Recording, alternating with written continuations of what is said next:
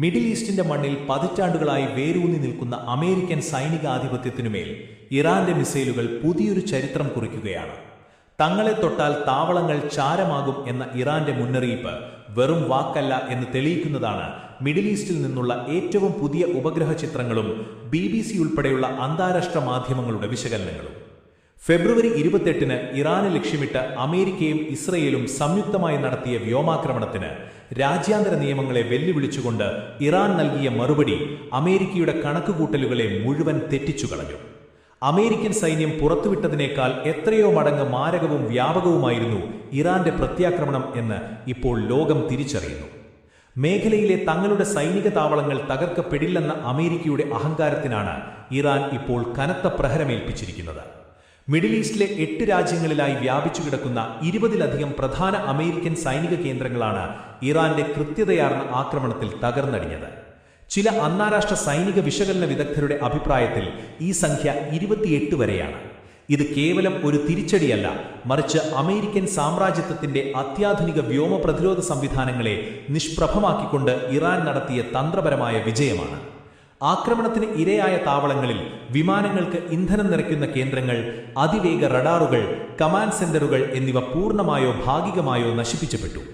America തങ്ങളുടെ നാശനഷ്ടങ്ങൾ ലോകത്തിൽ നിന്നും മറച്ചുവെക്കാൻ ശ്രമിച്ചെങ്കിലും പുറത്തുവന്ന ഉപഗ്രഹ ചിത്രങ്ങൾ അമേരിക്കൻ താവളങ്ങളുടെ യഥാർത്ഥ തകർച്ച വിളിച്ചോതുന്നവയാണ്.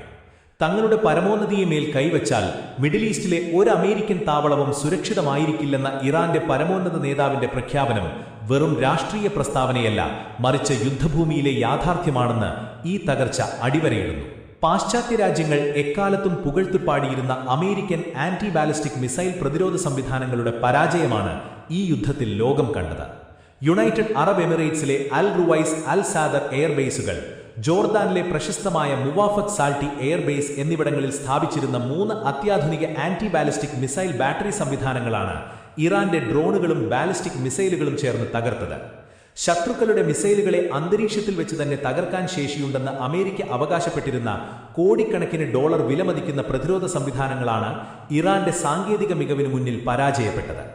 ഇറാന്റെ സൈനിക ശാസ്ത്രജ്ഞർ വികസിപ്പിച്ചെടുത്ത ഹൈപ്പർസോണിക് വേഗതയുള്ളതും റഡാറുകളുടെ കണ്ണുവെട്ടിക്കാൻ ശേഷിയുമുള്ള മിസൈലുകൾ അമേരിക്കൻ കേന്ദ്രങ്ങളിൽ കൃത്യമായി പതിക്കുകയായിരുന്നു.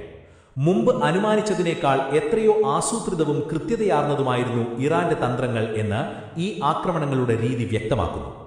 അമേരിക്ക വർഷങ്ങളായി തങ്ങളുടെ സഖ്യകള്ളികളായി നിലനിർത്തിയിരുന്ന Saudi Arabia, Qatar, Kuwait, Iraq, Bahrain, Oman തുടങ്ങിയ രാജ്യങ്ങളിലെ അമേരിക്കൻ താവളങ്ങളെല്ലാം തന്നെ ഇറാന്റെ പ്രഹരപരിധിയിലാണെന്ന് ഈ ആക്രമണത്തിലൂടെ തെളിയിക്കപ്പെട്ടു. ഇറാഖിലെയും ജോർദാനിലെയും താവളങ്ങളിൽ നിന്ന് അമേരിക്ക നടത്തിയ നീക്കങ്ങൾക്ക് അതേ നാണയത്തിലാണ് ഇറാൻ മറുപടി നൽകിയത്. പശ്ചിമേഷ്യൻ മേഖലയിൽ മേധാവിത്യം പുലർത്താൻ അമേരിക്ക ഉപയോഗിച്ച താവളങ്ങളെല്ലാം ഇപ്പോൾ ഇറാന്റെ നിരീക്ഷണ വലയത്തിലാണ്. ഇതോടെ തങ്ങളുടെ സ്വന്തം മണ്ണിൽ അമേരിക്കൻ സൈന്യത്തിന് താവളമൊരുക്കിയ അറബ് രാഷ്ട്രങ്ങളും ഇപ്പോൾ പുനർചിന്തനത്തിലാണ്. ഇറാന്റെ ഈ വൻ തിരിച്ചടി പശ്ചിമേഷ്യയിലെ അമേരിക്കൻ സഖ്യകള്ളികളിൽ വലിയ പരിഭ്രാന്തി സൃഷ്ടിച്ചിട്ടുണ്ട്. അമേരിക്കയുടെ സുരക്ഷാ ഗ്യാരണ്ടി വെറും കടലാസ് പുലിയാണെന്ന് ബോധ്യപ്പെട്ടതോടെ ഭൂരാഷ്ട്രീയം ഇറാന് അനുകൂലമായിക്കൊണ്ടിരിക്കുകയാണ്. അമേരിക്കയുടെ സാമ്പത്തിക ഉപബന്ധങ്ങളെയും ഭീഷണികളെയും പതിറ്റാണ്ടുകളായി അതിജീവിച്ച ജനതയാണ് ഇറാന്റെ. തങ്ങളുടെ രാജ്യത്തിന്റെ അടിസ്ഥാന സൗകര്യങ്ങൾക്ക് നേരെ അമേരിക്കയും ഇസ്രയേലും നടത്തിയ അതിക്രമത്തിന് ഇറാൻ നൽകിയ ഈ മറുപടി ഒരു ജനതയുടെ ആത്മാഭിമാനത്തിന്റെ പ്രകടനമാണ്.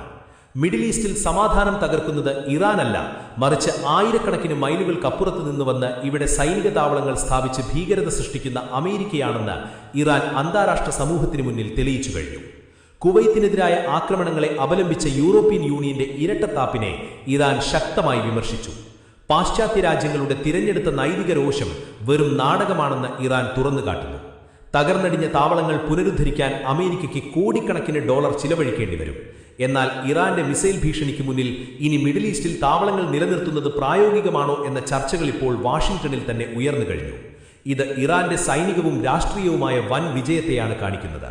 മിഡിൽ ഈസ്റ്റിന്റെ മണ്ണ് ഇനി അമേരിക്കൻ അതിക്രമത്തിന് സുരക്ഷിതമല്ല എന്ന ഇറാന്റെ പ്രഖ്യാപനം അന്വർത്ഥമായിരിക്കുന്നു.